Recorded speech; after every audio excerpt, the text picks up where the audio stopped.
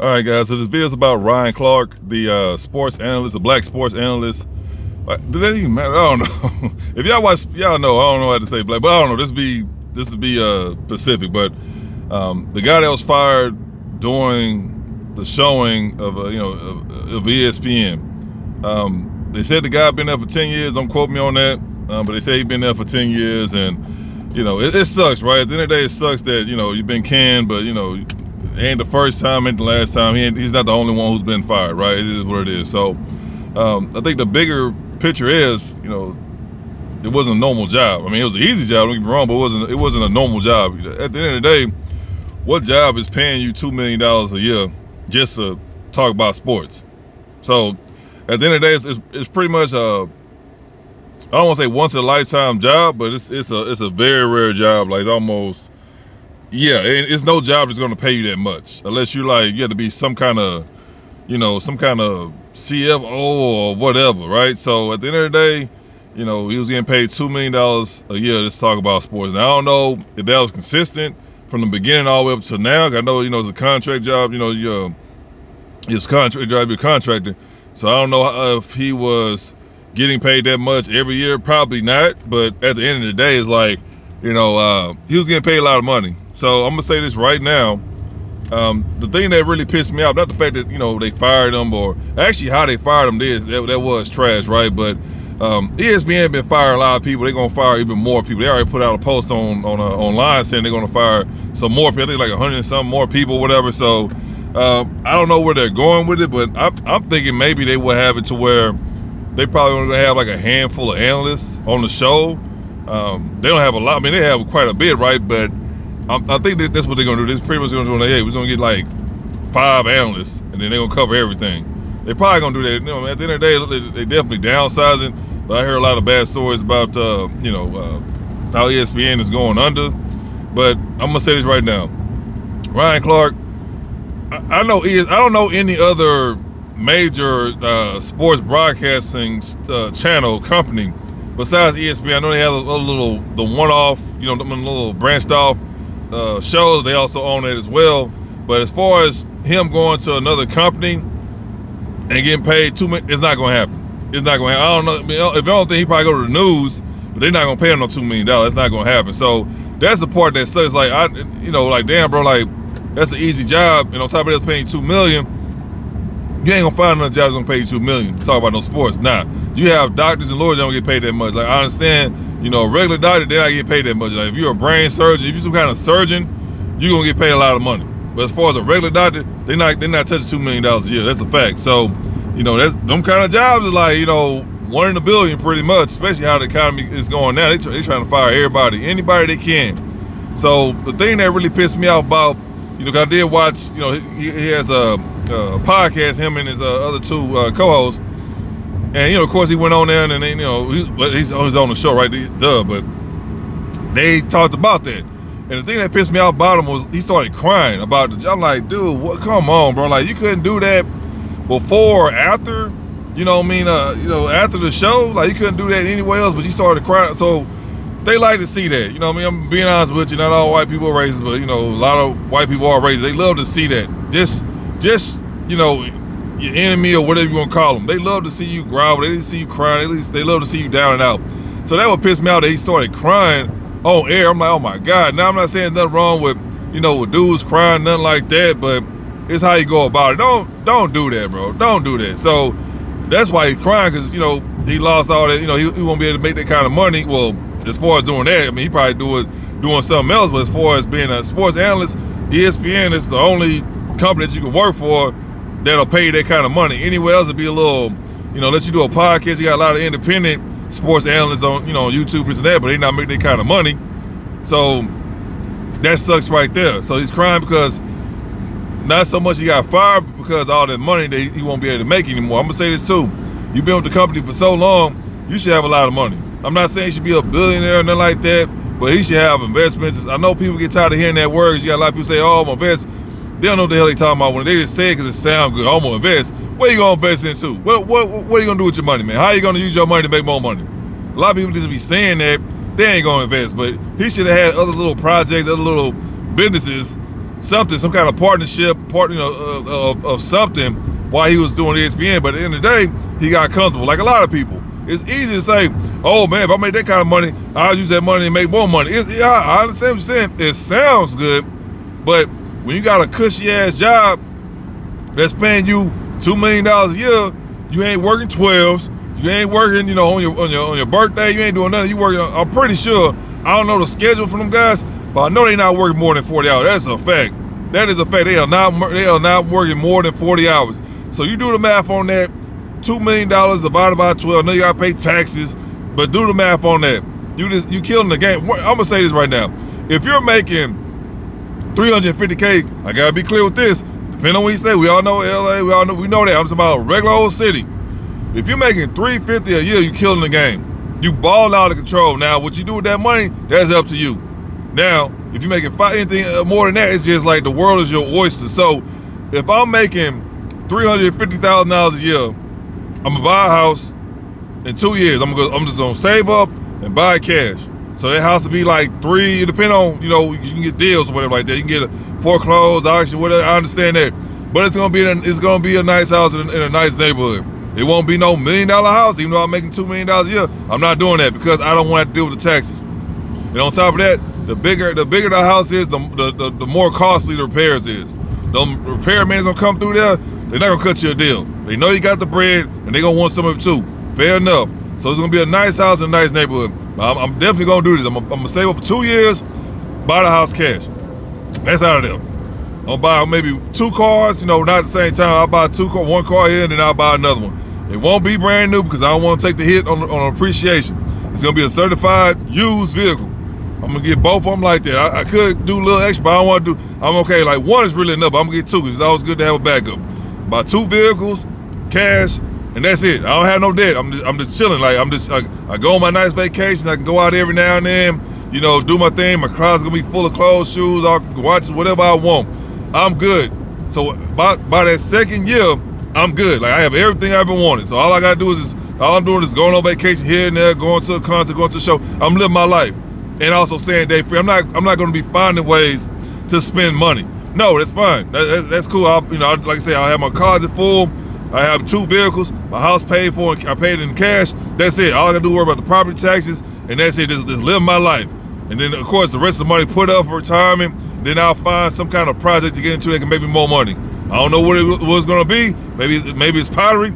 Maybe I'm selling, janky ass paintings on Facebook. I don't know, but I'm gonna find it out. I'm gonna find out something else to make money. A little project that I don't mind doing that's gonna make me more money. Of course, get your financial advisor or whatever, and then he'll help you with that as well.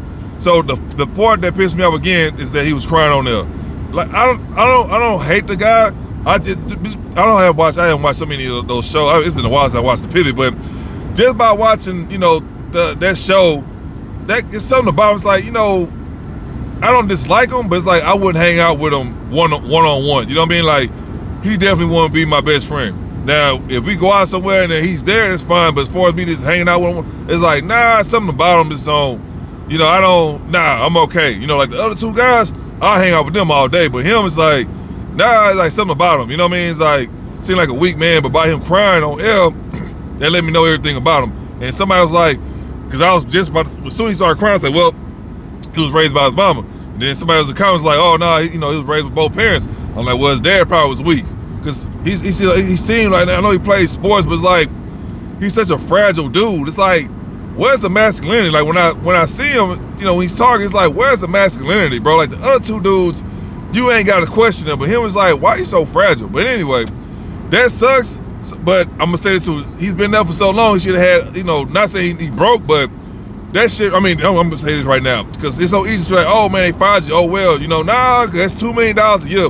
And then, people in the comment section, they don't know, right? So I don't go out just be attacking people, but someone literally in the comment section said, oh, well, that's good, because he got the pivot, now he can work on that.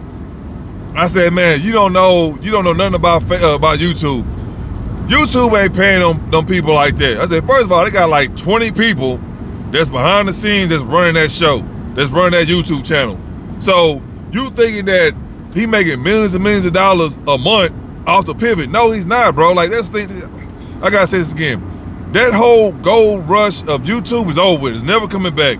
I keep telling you guys, get on there if you want, get on there, but don't think you about to get on YouTube and then 2 months later, you about to have 1 million subscribers. Nah, bro, like even if you finesse the system, you won't gain that many subscribers that quick. And on top of that, you can have 1 billion subscribers, you still have to get the views.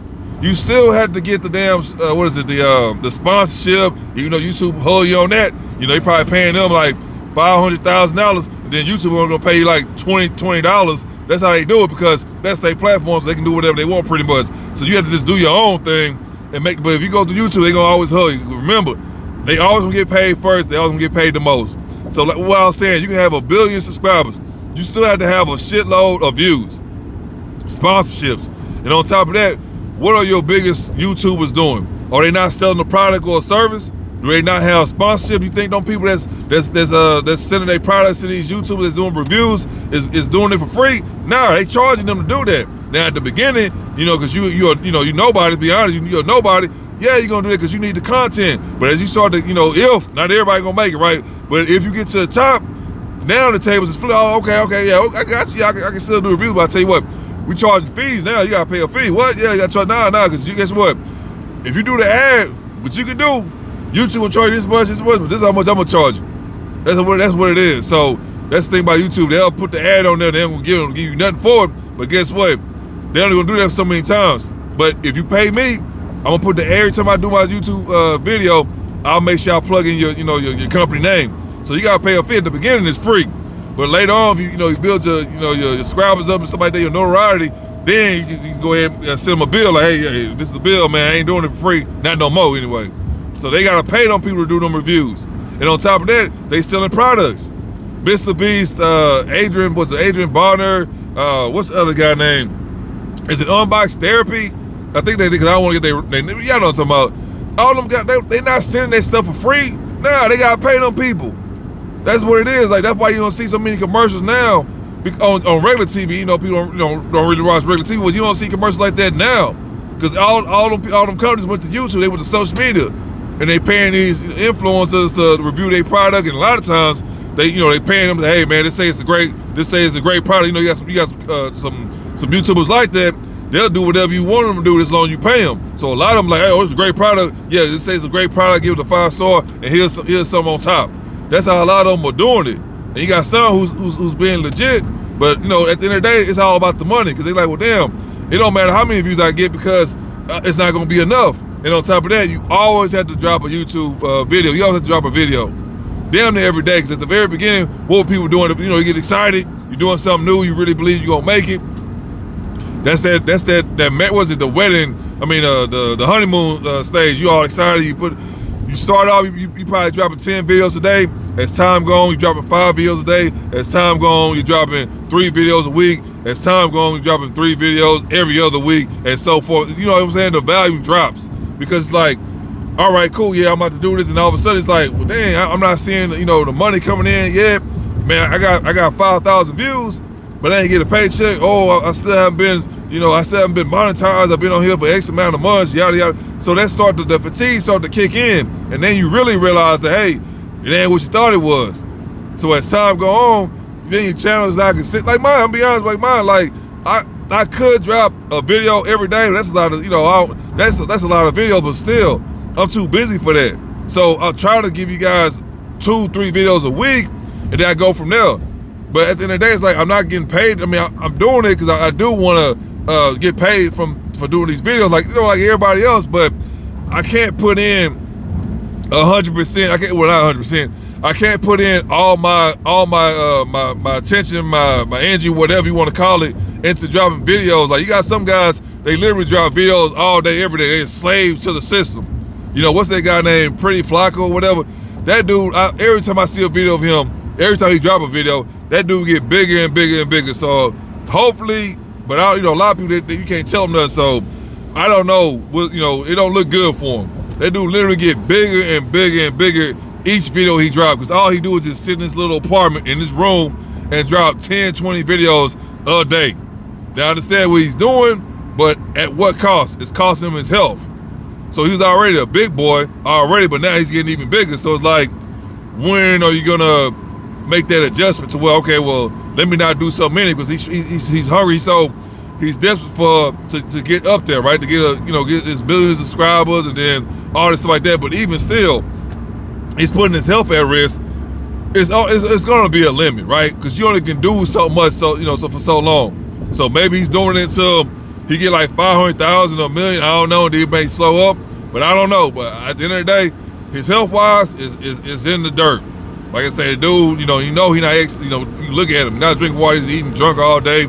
All he do is sit at. Imagine somebody sitting at their desk, fucking 10 plus hours a day, just doing YouTube videos.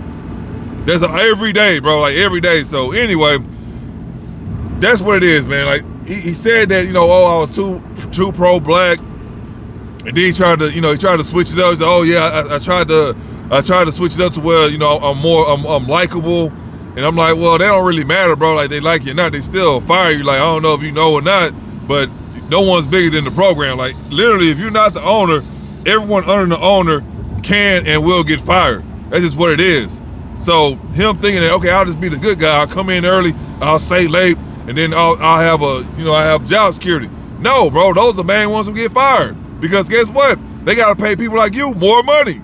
You think that you doing all that stuff, and then when it's time to get a raise or this contract work, when it's time for you, to reevaluate or update your contract, you're not gonna ask for more money. They know you're gonna ask for more money.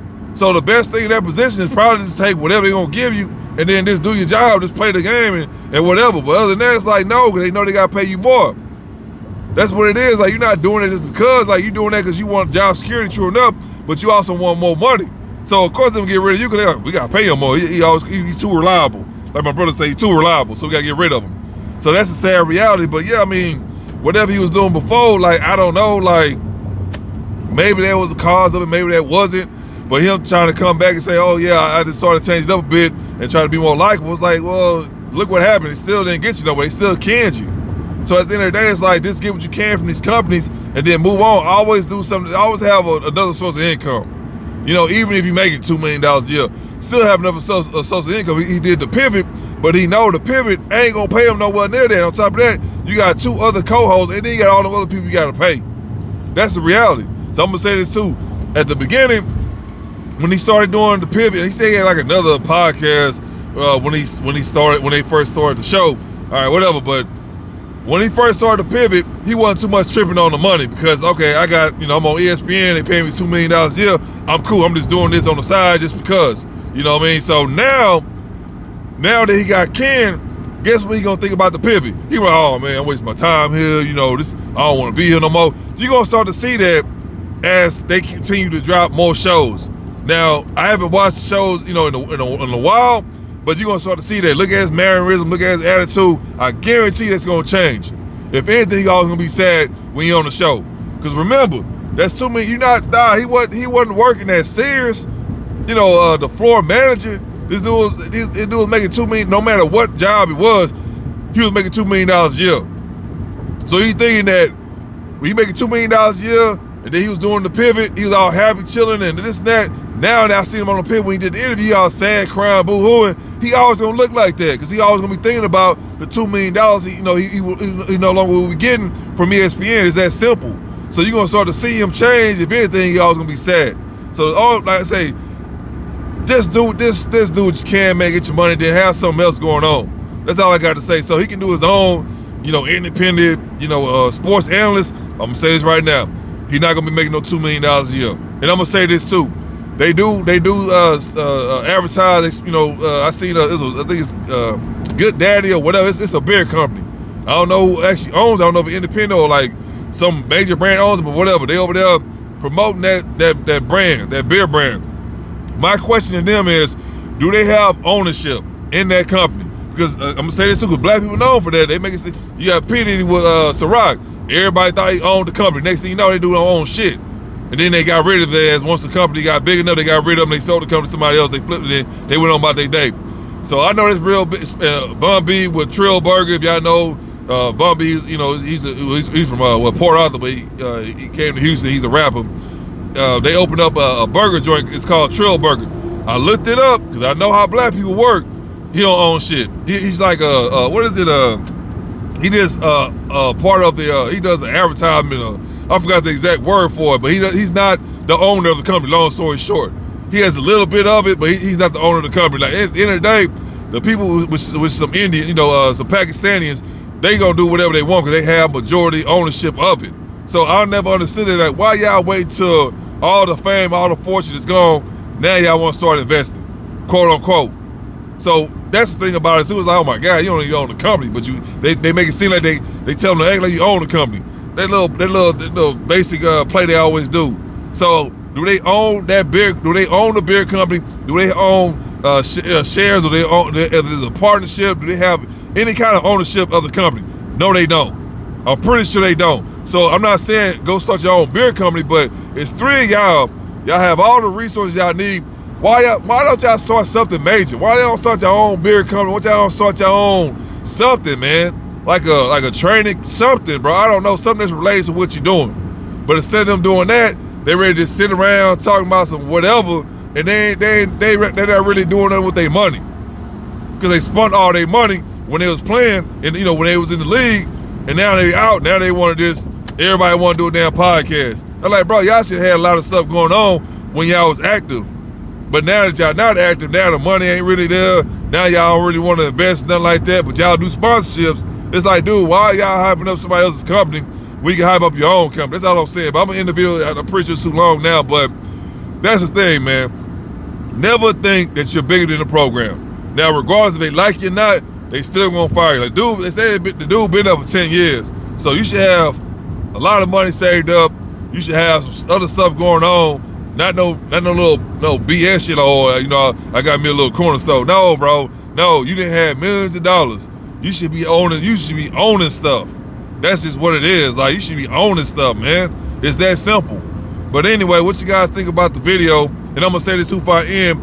$2 million, it could be a lot or it can't be a lot, depending on how you spend your money. But we all know, the more money you make, typically that person, that individual, they're gonna spend more money. So, but at the end of the day, if you guys like the video now, let me know. If you got any comments, any concerns, let me know also. Make sure you like, share, subscribe. If you can download, let me know, put something to the cash app. I really appreciate you. Until next time.